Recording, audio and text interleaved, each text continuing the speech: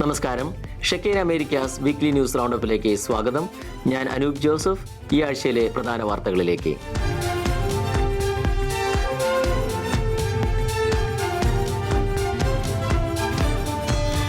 കാനഡയിൽ നിന്നുള്ള ഇറക്കുമതിക്ക് 35% തീരുവ പ്രഖ്യാപിച്ച് American president Donald Trump. 2025 August 1 മുതൽ പ്രാബല്യത്തിൽ വരുന്ന പുതിയ താരിഫ് അമേരിക്കയിലേക്ക് ഇറക്കുമതി ചെയ്യുന്ന കനേഡിയൻ ഉൽപ്പന്നങ്ങൾക്ക് ബാധകമാണെന്നാണ് ട്രംപ് വ്യക്തമാക്കിയിരിക്കുന്നത്. വ്യാഴാഴ്ച ഇത് സംബന്ധിച്ച ഔദ്യോഗിക കത്ത് ട്രംപ് പുറത്തുവിട്ടു. അമേരിക്കയിലേക്കുള്ള ഫെന്നൈലിന്റെ ഒഴുക്ക്, അന്യായമായ വ്യാപാര രീതികൾ എന്നിവയാണ് കാനഡയ്ക്കെതിരെ ഉയർന്ന തീരുവ ചുമത്തുന്നതിന്റെ കാരണമായി ട്രംപ് ചൂണ്ടിക്കാണിച്ചത്. പ്രധാന വിഷയങ്ങളിൽ സഹകരിക്കുന്നതിൽ കാനഡ പരാജയപ്പെട്ടെന്നാണ് ട്രംപ് കുറ്റപ്പെടുത്തുന്നത്. അമേരിക്കയിലെ ക്ഷീരകർഷകരുടെ ഉൽപ്പന്നങ്ങൾക്ക് കാനഡ ഉയർന്ന ഇറക്കുമതി തീരുവ ചുമത്തിയത് വ്യാപാര കമ്മിക്ക് കാരണമാകുമെന്നും ട്രംപ് കത്തിൽ ചൂണ്ടിക്കാണിച്ചു. കാനഡയുമായുള്ള വ്യാപാര ബന്ധം അമേരിക്ക തുടരുമെന്ന് അടിവരയിട്ടാണ് ട്രംപിന്റെ കത്ത് ആരംഭിക്കുന്നത്. ഫെന്നൈൽ അമേരിക്കയിലേക്ക് പ്രവേശിക്കുന്നത് തടയുന്നതിൽ കാനഡ പരാജയപ്പെട്ടത് പുതിയ താരിഫ് നയത്തിന് കാരണമായി ട്രംപ് ചൂണ്ടിക്കാണിക്കുന്നു. നിങ്ങൾ ഓർക്കുന്നതുപോലെ നമ്മുടെ രാജ്യത്തിന്റെ ഫെന്നൈൽ പ്രതിസന്ധിയെ നേരിടാൻ അമേരിക്ക കാനഡയ്ക്ക് തീരുവ ചുമത്തി. ഇതിനൊരു കാരണം നമ്മുടെ രാജ്യത്തേക്ക് മയക്കുമരുന്ന് ഒഴുകുന്നത് തടയുന്നതിൽ കാനഡ പരാജയപ്പെട്ടതാണെന്നും കത്തിൽ ട്രംപ് പറയുന്നു. കാനഡ ഇറക്കുമതി തീരുവ വർദ്ധിപ്പിക്കാൻ ശ്രമിച്ചാൽ കടുത്ത നടപടിയെന്നും ട്രംപ് മുന്നറിയിപ്പ് നൽകുന്നു. ഏതെങ്കിലും കാരണത്താൽ നിങ്ങൾ നിങ്ങളുടെ താരിഫ് ഉയർത്താൻ തീരുമാനിച്ചാൽ നിങ്ങൾ എത്ര തുക ഉയർത്താൻ തീരുമാനിക്കുന്നോ അത് US ഈടാക്കുന്ന 35% ചേർക്കും എന്നായിരുന്നു ട്രംപിന്റെ മുന്നറിയിപ്പ്. അമേരിക്കയിലെ ക്ഷീരകർഷകരിൽ നിന്ന് കാനഡ അസാധാരണമായ തീരുവകൾ ഈടാക്കുന്നുവെന്നും ട്രംപ് കുറ്റപ്പെടുത്തുന്നു. ഇതുമൂലമുണ്ടാകുന്ന വ്യാപാര കമ്മിയെക്കുറിച്ചും ട്രംപ് ചൂണ്ടിക്കാണിച്ചിട്ടുണ്ട്. വ്യാപാര കമ്മി നമ്മുടെ സമ്പദ് വ്യവസ്ഥയ്ക്കും ദേശീയ സുരക്ഷയ്ക്കും ഒരു പ്രധാന ഭീഷണിയാണെന്നായിരുന്നു ട്രംപ് വ്യക്തമാക്കുന്നത്. കനേഡിയൻ കമ്പനികൾ അവരുടെ പ്രവർത്തനങ്ങൾ അമേരിക്കയിലേക്ക് മാറ്റാൻ തീരുമാനിച്ചാൽ അവർക്ക് വേഗത്തിലുള്ള റെഗുലേറ്ററി അംഗീകാരങ്ങൾ നൽകാൻ സഹായിക്കുമെന്നും ട്രംപ് കത്തിൽ വ്യക്തമാക്കുന്നുണ്ട്. കനേഡിയൻ കമ്പനികൾ അമേരിക്കയിൽ പ്രവർത്തിക്കാൻ തീരുമാനിച്ചാൽ വേഗത്തിലും പ്രൊഫഷണലായും റെഗുലേറ്ററി അംഗീകാരങ്ങൾ ലഭിക്കാൻ ആഴ്ചകൾക്കുള്ളിൽ സാധ്യമായതെല്ലാം ചെയ്യുമെന്നാണ് ട്രംപ് ഉറപ്പ് നൽകിയിരിക്കുന്നത്.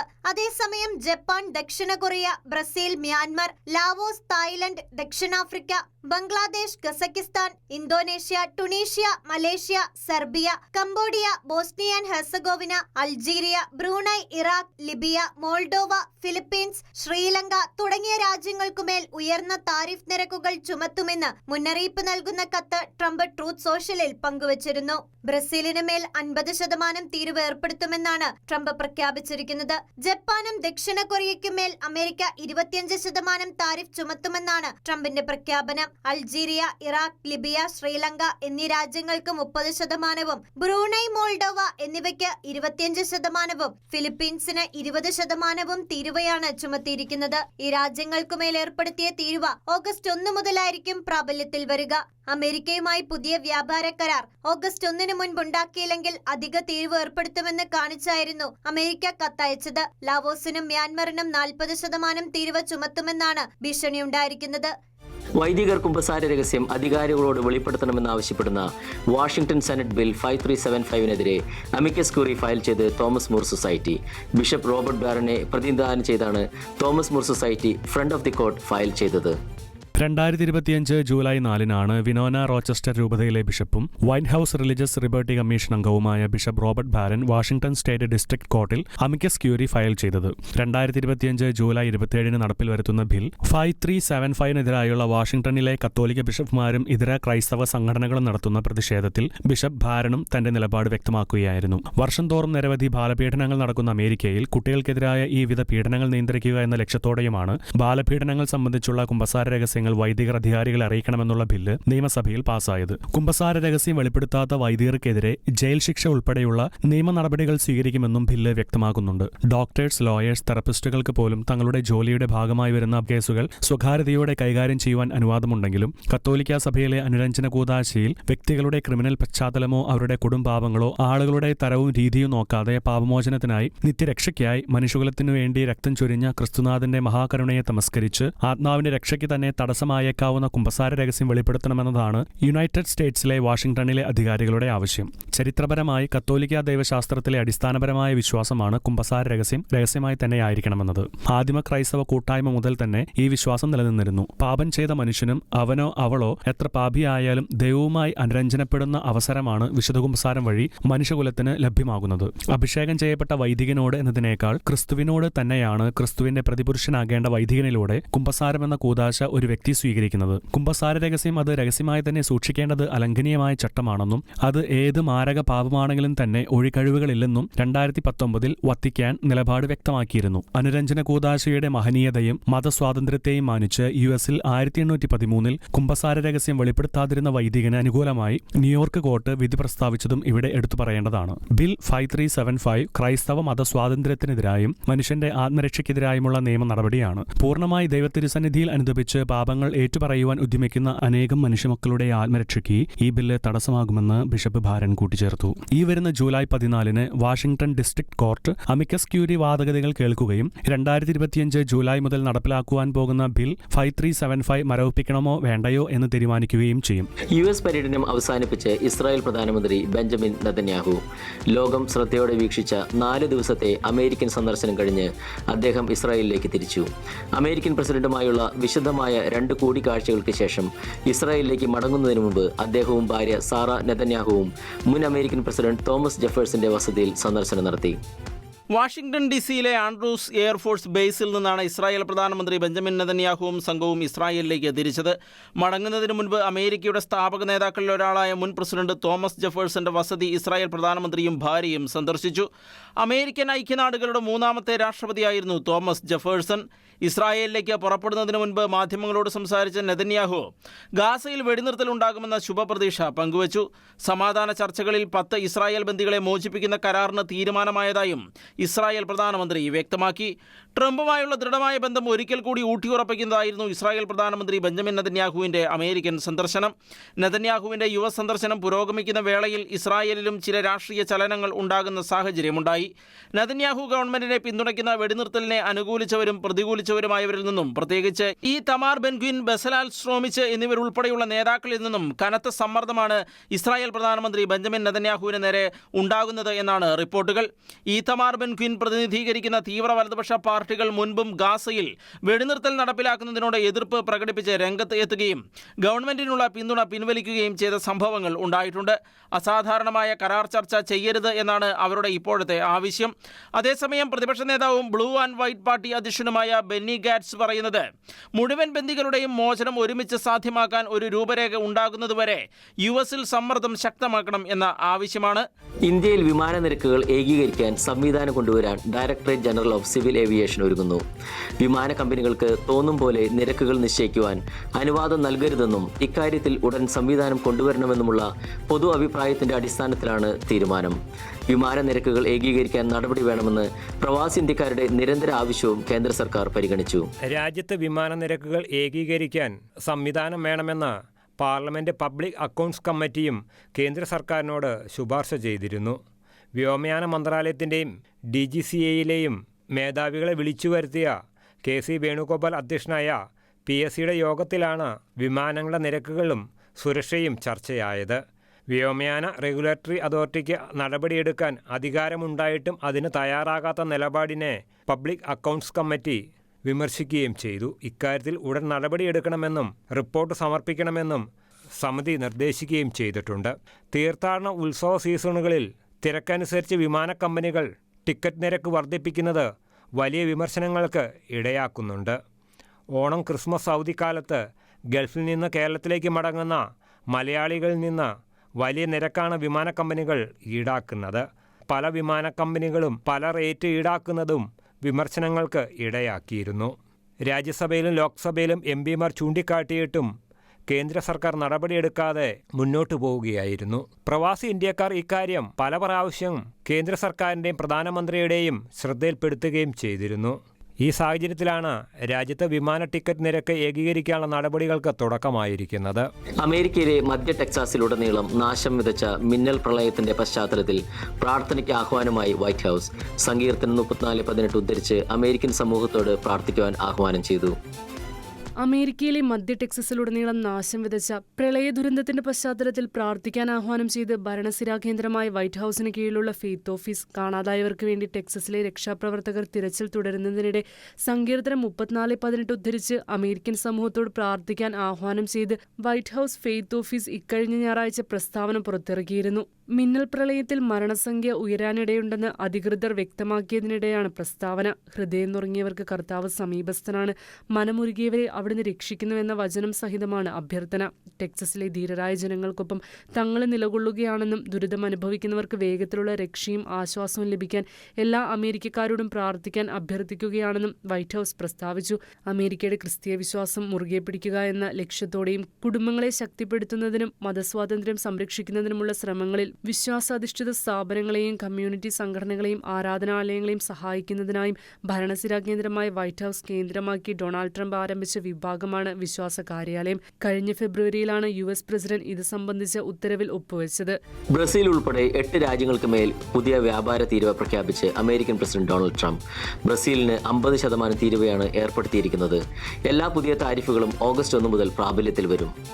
അമേരിക്കയും ബ്രസീലും തമ്മിലുള്ള സംഘർഷങ്ങൾ വർദ്ധിക്കുന്നതിനിടെയാണ് ട്രംപ് പുതിയ വ്യാപാര തീരുവ പ്രഖ്യാപിച്ചത്.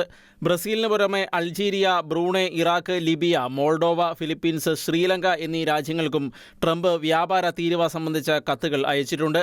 അൾജീരിയ, ഇറാഖ്, ലിബിയ, ശ്രീലങ്ക എന്നീ രാജ്യങ്ങൾക്ക് 30%, ബ്രൂണൈ, മോൾഡോവ എന്നിവയ്ക്ക് 25%, ഫിലിപ്പീൻസിന് 20% തീരുവയാണ് ചുമത്തിയിരിക്കുന്നത്. ബ്രസീലിയൻ ഇറക്കുമതിക്ക് ചുമത്തിയിരിക്കുന്ന 50% തീരുവ ഉൾപ്പെടെ എല്ലാ പുതിയ താരിഫുകളും ഓഗസ്റ്റ് 1 മുതൽ പ്രാബല്യത്തിൽ വരും. ബ്രസീൽ മുൻ പ്രസിഡന്റ് ജയർ ബോൾസനാരോയ്ക്കെതിരെ നടന്നുകൊണ്ടിരിക്കുന്ന നിയമ നടപടികൾക്കുള്ള പ്രതികാരമാണെന്നാണ് റിപ്പോർട്ട്. ബ്രസീൽ മുൻ പ്രസിഡന്റിനെതിരെ ബ്രസീൽ ഭരണകൂടം നടത്തുന്ന നിയമ നടപടികൾ അന്യായമാണെന്നും അത് വേട്ടയാടലിന് തുല്യമാണെന്നും ട്രംപ് പറഞ്ഞിരുന്നു. ബ്രസീൽ പ്രസിഡന്റ് ലുല ഡിസിൽവയെ അഭിസംബോധന ചെയ്ത് എഴുതിയ കത്തിലാണ് ട്രംപ് ഇക്കാര്യം വ്യക്തമാക്കിയത്. നിലവിലെ ഭരണകൂടത്തിന്റെ ഗുരുതരമായ അനീതികൾ തിരുത്തുന്നതിന് 50% താരിഫ് അനിവാര്യമാണെന്ന് ബ്രസീൽ പ്രസിഡന്റ് ലുല ഡിസിൽവയ്ക്ക് അയച്ച കത്തിൽ ട്രംപ് പറഞ്ഞു. ജയർ ബോൾസനാരോയുടെ വിചാരണയ്ക്ക് പുറമെ US സോഷ്യൽ മീഡിയ പ്ലാറ്റ്ഫോമുകൾക്ക് ബ്രസീൽ നിയമവിരുദ്ധമായ സെൻസർഷിപ്പുകൾ ഏർപ്പെടുത്തുന്നുണ്ടെന്നും ട്രംപ് ആരോപിച്ചു. അമേരിക്കൻ കമ്പനികളുടെ ഡിജിറ്റൽ വ്യാപാര പ്രവർത്തനങ്ങൾക്കെതിരായ തുടർച്ചയായ ആക്രമണങ്ങൾ കാരണം ബ്രസീലിനെതിരെ ഒരു വ്യാപാര അന്വേഷണം നടത്തുമെന്നും ട്രംപ് പ്രഖ്യാപിച്ചു. അതേസമയം ട്രംപിന്റെ താരിഫ് ഭീഷണിക്ക് വഴങ്ങില്ല എന്ന് നേരത്തെ തന്നെ ബ്രസീൽ പ്രസിഡന്റ് ലുല ഡിസിൽവ അറിയിച്ചിരുന്നു. ജയർ ബോൾസനാരോയ്ക്കെതിരെ നിയമ നടപടി ബ്രസീലിയൻ ജുഡീഷ്യറിയുടെ അധികാര പരിധിയിലാണെന്നും അതിനാൽ ദേശീയ സ്ഥാപനങ്ങളുടെ സ്വാതന്ത്ര്യത്തെ ദുർബലപ്പെടുത്തുന്ന ഒരു തരത്തിലുമുള്ള ഇടപെടലിനോ ഭീഷണിക്കോ വിധേയമാകില്ലെന്നുമാണ് ലുല ഡിസിൽവ അറിയിച്ചത്. കുരിശിലെ യേശുവുമായുള്ള കണ്ടുമുട്ടലിലൂടെ ചൈനയിൽ നിന്നുള്ള ഒരു യുവ നിരീശ്വരവാദി മാനസാന്തരപ്പെട്ടതിന്റെ പരിവർത്തന സാക്ഷ്യം ശ്രദ്ധ നേടുന്നു. ജൂലൈ 4 സ്പെയിനിലെ സാങ്ച്വറി ഓഫ് കോവഡോങ്ങിൽ മരിയൻ യൂത്ത് യൂക്കറിസ്റ്റിക് ദിനത്തിൽ ഒത്തുകൂടിയ ആയിരക്കണക്കിന് യുവജനങ്ങൾക്ക് മുൻപിൽ വലിയ സാക്ഷ്യമായിരിക്കുകയാണ് ഷൂഷുവും കുടുംബവും. ചൈനയിൽ നിന്നുള്ള ഷൂഷു എന്ന യുവതി 2016 തനിക്ക് 23 വയസ്സുള്ളപ്പോഴാണ് പഠനാവശ്യത്തിനായി സ്പെയിനിലെത്തിയത്. കമ്മ്യൂണിസ്റ്റ് ചൈനയിലെ പോലെ ആഴത്തിലുള്ള ഒരു നിരീശ്വരവാദ ചുറ്റുപാടിൽ ജീവിച്ച ഷൂഷു ഒരിക്കലും ഒരു ക്രിസ്തീയ ജീവിതത്തിലേക്കുള്ള ചുവടുവെപ്പ് സ്വപ്നത്തിൽ പോലും ചിന്തിച്ചിരുന്നില്ല. ജീവിതത്തിൽ ക്രൂശിക്കപ്പെട്ട ക്രിസ്തുവുമായി ഒരു കൂടിക്കാഴ്ച ഉണ്ടാകുമെന്നോ അത് കത്തോലിക്ക വിശ്വാസം സ്വീകരിക്കുന്നതിലേക്ക് തന്നെ നയിക്കുമെന്നോ അവൾ ഒരിക്കൽ പോലും സങ്കല്പിച്ചിരുന്നില്ല. നമുക്ക് ഒരു യോഗ്യതയുമില്ല, കർത്താവ് നമ്മെ നയിക്കുന്നതുകൊണ്ടാണ് ഇതെല്ലാം സംഭവിക്കുന്നത്. അവന്റെ കാരുണ്യം വളരെ വലുതാണ്. കോവഡോങ്ക ദേവാലയത്തിന്റെ അങ്കണത്തിൽ നിന്ന് ACI പ്രിൻസയ്ക്ക് നൽകിയ അഭിമുഖത്തിൽ സൂഷു പ്രഖ്യാപിക്കുന്നു. ജൂലൈ 4 മരിയൻ യൂത്ത് യൂക്കറിസ്റ്റിക് ദിനത്തിന്റെ ഉദ്ഘാടന വേളയിൽ ഒത്തുകൂടിയ ആയിരക്കണക്കിന് യുവജനങ്ങൾക്ക് മുൻപാകെ നിരീശ്വരവാദത്തിൽ നിന്ന് കത്തോലിക്ക മതത്തിലേക്കുള്ള തന്റെ പരിവർത്തനത്തിന്റെ സാക്ഷ്യം പങ്കുവയ്ക്കാൻ ഭർത്താവിനും മകൻ എമ്മാനുവേലിനുമൊപ്പം എത്തിയതായിരുന്നു സൂഷു. കൗതുകവും ഉത്സവാന്തരീക്ഷവും കണ്ട് ആകർഷിക്കപ്പെട്ട സൂഷു ഒരു ഹാലോവിൻ പാർട്ടിയിൽ പങ്കെടുക്കവെയാണ് അവളുടെ ജീവിതത്തിലെ നിർണായകമായ സംഭവങ്ങൾക്ക് തുടക്കമായത്. വിചിത്രമായ സോംബി വസ്ത്രങ്ങൾ, തറയിലിഴിഞ്ഞു നീങ്ങുന്ന ചങ്ങലകളുടെ രമ്പൽ, ഉച്ചത്തിലുള്ള ദുഃഖകരമായ സംഗീതം എന്നിവ അവളുടെ ആത്മാവിനെ അസ്വസ്ഥമാക്കി. അസ്വസ്ഥതയും ഭാരമേറിയ ഹൃദയവുമായി ലക്ഷ്യമില്ലാതെ അവിടെ നിന്ന് ഇറങ്ങി നടക്കാൻ അവൾ തീരുമാനിച്ചു. ഒടുവിൽ സെയിന്റ് ജസ്റ്റോ ആൻഡ് പാസ്റ്റൽ കത്തീഡ്രലിന് മുൻപിലെത്തി. അവിടെ അവൾ കേട്ട സംഗീതം മുൻപ് കേട്ടവയിൽ നിന്ന് വ്യത്യസ്തവും സ്വർഗീയ സമവുമായി അവൾക്ക് അനുഭവപ്പെട്ടു. ആ സംഗീതത്തിൽ ആകൃഷ്ടയായി അവൾ പള്ളിയിൽ പ്രവേശിക്കാൻ തീരുമാനിച്ചു. അപ്പോഴാണ് അവളുടെ കണ്ണുകൾ ക്രൂശിക്കപ്പെട്ട ക്രിസ്തുവിൽ പതിഞ്ഞത്. അവനിൽ നിന്ന് നോട്ടം പറിച്ചെടുക്കാൻ അവൾക്ക് കഴിഞ്ഞില്ല.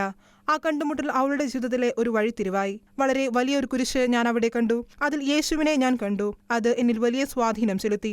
അവൾ ACI പ്രൻസയോട് പറഞ്ഞു. തുടർന്ന് കുമ്പസാരക്കൂട്ടിലേക്ക് ചെന്ന് അവിടെ ഉണ്ടായിരുന്ന വൈദികരിൽ നിന്നും പിന്നീട് സന്യാസിമാരിൽ നിന്നും ക്രൂശിതനായ ഈശോയെ അടുത്തെറിഞ്ഞ സുഷു കുരിശിലെ യേശുവിനെ കണ്ടുമുട്ടിയ അതേ ദേവാലയത്തിൽ വെച്ച് തന്നെ ജ്ഞാനസ്നാനം സ്വീകരിക്കുകയും പിന്നീട് അവിടെ വെച്ച് തന്നെ വിവാഹിതയാകുകയുമായിരുന്നു. ഇന്ന് അവൾ താൻ കണ്ടെറിഞ്ഞ ദൈവത്തെപ്പറ്റി ലോകത്തോട് ആനന്ദത്തോടെ പ്രഘോഷിക്കുകയാണ്. കാസ്റ്റൽ ഗുണ്ടോൾഫയിൽ വേനൽ അവധി ചെലവഴിക്കുന്ന പേപ്പൽ പാരമ്പര്യം ലിയോ 14 പാപ്പ വീണ്ടും പുനരാരംഭിച്ചിരിക്കുകയാണ്. നൂറ്റാണ്ടുകളുടെ ചരിത്രമുറുകുന്ന പേപ്പൽ വസതിയാണ് കാസ്റ്റൽ ഗുണ്ടോൾഫോ. ലിയോ 14 പാപ്പ കാസ്റ്റൽ ഗുണ്ടോൾഫോയിലേക്ക് താമസം മാറ്റിയിരിക്കുന്ന ഈ വേളയിൽ പേപ്പൽ വസതിയുടെ ചരിത്രം ശ്രദ്ധ നേടുകയാണ്.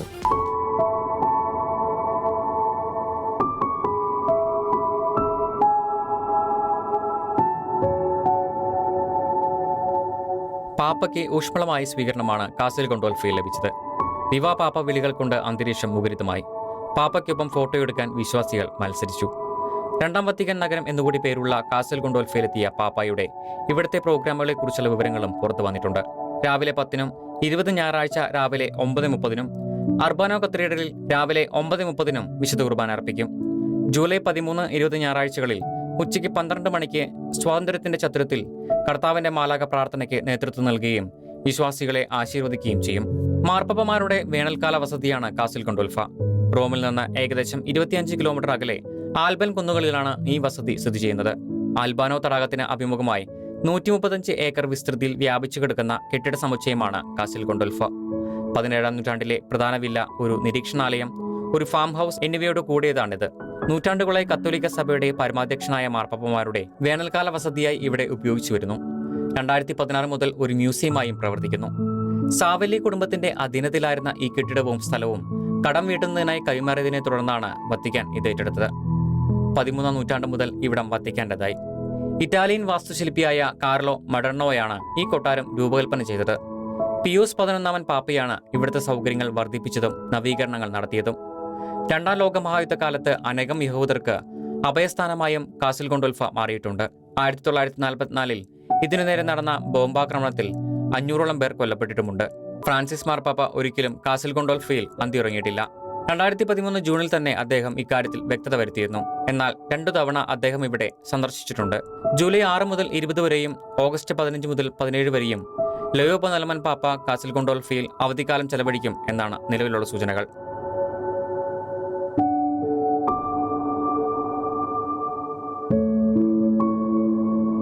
മക്കളുടെ മൗലികാവകാശമായ സമാധാനത്തിനായി സൈറ എന്ന അമ്മ എഴുതിയ കത്തിന് മറുപടിയുമായി ലിയോ 14 പാപ്പ യുദ്ധങ്ങൾക്കിടയിൽ തകർക്കപ്പെടുന്ന കുഞ്ഞുമക്കളുടെ സ്വപ്നത്തെയും ജീവിതത്തെയും കുറിച്ചായിരുന്നു സൈറ തന്റെ കത്തിൽ എഴുതിയിരുന്നത്. യുവജന ജൂബിലി ആഘോഷത്തോടനുബന്ധിച്ച് പുറത്തിറക്കിയ ജൂലൈ ലക്കത്തിലെ പ്യാസ സാൻ പിയാത്രോ മാസികയിൽ സമാധാനത്തിനുള്ള അവകാശത്തെക്കുറിച്ച് ഒരു അമ്മയുടെ പരാമർശത്തിലാണ് പരിശുദ്ധ പിതാവ് മറുപടി നൽകിയത്. ഒരു സുപ്രഭാതത്തിൽ മറ്റുള്ള രാജ്യങ്ങൾ പിടിച്ചെടുക്കാൻ യുദ്ധത്തിനായി നേതാക്കൾ ആഹ്വാനം ചെയ്യുമ്പോൾ കുഞ്ഞുങ്ങളുടെ സ്വപ്നങ്ങളും ലക്ഷ്യങ്ങളുമാണ് ഇല്ലാതാക്കുന്നത് എന്ന് 3 മക്കളുടെ അമ്മയായ സൈറ പറയുന്നു.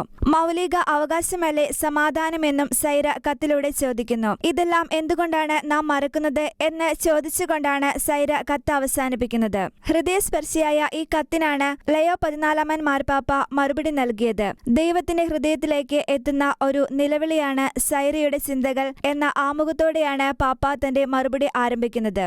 മനുഷ്യൻ ദൈവത്തെ കണ്ടുമുട്ടുന്നത് അവന്റെ കഷ്ടതയിൽ ആണെന്നും എന്നാൽ ദൈവം ചെയ്തു കൊള്ളും എന്ന് കരുതി നാം നിഷ്ക്രിയരായി ഇരിക്കരുത് എന്നും മറിച്ച് ദിവ്യകാരുണ്യ യേശുവുമായി ബന്ധത്തിലൂടെ കൈവരുന്ന ദൈവസ്നേഹത്തിന്റെ അഗ്നി മാനവകുലത്തിന്റെ നന്മയ്ക്കും ഐക്യത്തിനും വേണ്ടി അക്ഷീണം പരിശ്രമിക്കുവാൻ നമ്മെ ക്ഷണിക്കുന്നുവെന്നും പാപ്പ കത്തിലൂടെ പറഞ്ഞു. ആയുധങ്ങൾ കൊണ്ട് മാത്രമല്ല വാക്കുകളാൽ മുറിവേൽപ്പിക്കാനും കൊല്ലാനും കഴിയും. അതിനാൽ സമാധാനം ഹൃദയത്തിൽ നിന്നും ഉത്ഭവിക്കേണ്ടതിന്റെ ആവശ്യകതയും പാപ്പ ഊന്നിപ്പറഞ്ഞു. കുട്ടികൾക്ക് യഥാർത്ഥവും നീതിയുക്തവും നിലനിൽക്കുന്നതുമായ ഒരു സമാധാനത്തിനുള്ള അവകാശമുണ്ട് എന്ന ആഹ്വാനത്തോടെയാണ് പാപ്പായുടെ വാക്കുകൾ ഉപസംഹരിക്കുന്നത്. വത്തിക്കാൻ സെന്റ് പീറ്റേഴ്സ് ക്രിക്കറ്റ് ടീമിന്റെ 11ാമത് light of faith tour of England സമാപിച്ചു. നിരവധി മലയാളി വൈദികരെ ഉൾക്കൊള്ളുന്ന പര്യടനം സംസ്കാരങ്ങളെ ബന്ധിപ്പിക്കുന്നതിൽ കായിക രംഗത്തിന്റെ പങ്ക് അടിവരയിട്ടു. വത്തിക്കാൻ സെന്റ് പീറ്റേഴ്സ് ക്രിക്കറ്റ് ടീമിന്റെ 11ാമത് light of faith tour of England അവസാനിച്ചു. ഐതിഹാസികമായ കെന്റ് ക്രിക്കറ്റ് ഗ്രൗണ്ടിൽ നടന്ന മത്സരത്തിൽ ചർച്ച് ഓഫ് ഇംഗ്ലണ്ട് 11-നെതിരെ 56 റൺസിന് ആവേശകരമായ വിജയം നേടി. ആകെ 6 മത്സരങ്ങൾ കളിച്ച ടീം 4 വിജയിക്കുകയും 2 പരാജയപ്പെടുകയും ചെയ്തു. ക്രിക്കറ്റ് മത്സരങ്ങൾ മാത്രമല്ല, നയതന്ത്ര ബന്ധങ്ങൾ വളർത്തുന്നതിനും ഇന്റർഫെയ്ത്ത് സംവാദം പ്രോത്സാഹിപ്പിക്കുന്നതിനും ഈ പര്യടനം ലക്ഷ്യമിട്ടു. സ്പീക്കർ സർ ലിൻസെ ഹോയിൽ നിന്ന് ഊഷ്മളമായ സ്വീകരണം ലഭിച്ച ടീമിന് UK പാർലമെന്റ് സന്ദർശിക്കാൻ അവസരം ലഭിച്ചു. അവരുടെ സന്ദർശന വേളയിൽ പൊതുജീവിതത്തിൽ വിശ്വാസത്തിന്റെയും മൂല്യങ്ങളുടെയും പ്രാധാന്യത്തെക്കുറിച്ച് അർത്ഥവത്തായ ചർച്ച നടത്തി. അന്താരാഷ്ട്ര ബന്ധങ്ങളെ രൂപപ്പെടുത്തുന്നതിൽ ധാർമ്മിക തത്വങ്ങളുടെ പ്രാധാന്യം എടുത്തുകാണിച്ചു. UK-യിലെ apostolic nuncio archbishop Miguel Maury ബ്യൂണ്ടിയുമായി ചരിത്രപ്രസിദ്ധമായ കാന്റർബറി കത്തീഡ്രലിൽ ടീം പരിശുദ്ധ കുർബാന അർപ്പിച്ചു. വിശ്വാസം, സാഹോദര്യം, ഐക്യം എന്നിവയുടെ പ്രമേയങ്ങളെ ഈ നിമിഷം ഊട്ടിയുറപ്പിച്ചു. നിരവധി മലയാളി വൈദികരെ ഉൾക്കൊള്ളുന്ന Vatican Saint Peter's cricket team ഈ പര്യടനത്തിലൂടെ സംസ്കാരങ്ങളെ ബന്ധിപ്പിക്കുന്നതിനും ഐക്യം പ്രോത്സാഹിപ്പിക്കുന്നതിനും കായികരംഗത്തിന്റെ ശക്തി പ്രകടമാക്കുന്നതിനും ഇടയാക്കി. വത്തിക്കാനും UK-യും തമ്മിലുള്ള നയതന്ത്ര ബന്ധങ്ങൾ ശക്തിപ്പെടുത്തുന്നതിന് ടീമിന്റെ സന്ദർശനം പ്രയോജനപ്പെട്ടു. വ്യക്തികൾ തമ്മിലുള്ള നയതന്ത്രത്തിന്റെ പ്രാധാന്യവും രാഷ്ട്രങ്ങൾക്കിടയിൽ നന്മയും സഹകരണവും വളർത്തുന്നതിൽ കായികരംഗത്തിന്റെ പങ്കും പര്യടനം എടുത്തുകാണിച്ചു. Shekinah Americas weekly news roundup ഇവിടെ പൂർണ്ണമാകുന്നു. കൂടുതൽ വാർത്തകളുമായി അടുത്ത ആഴ്ച വീണ്ടും കാണാം.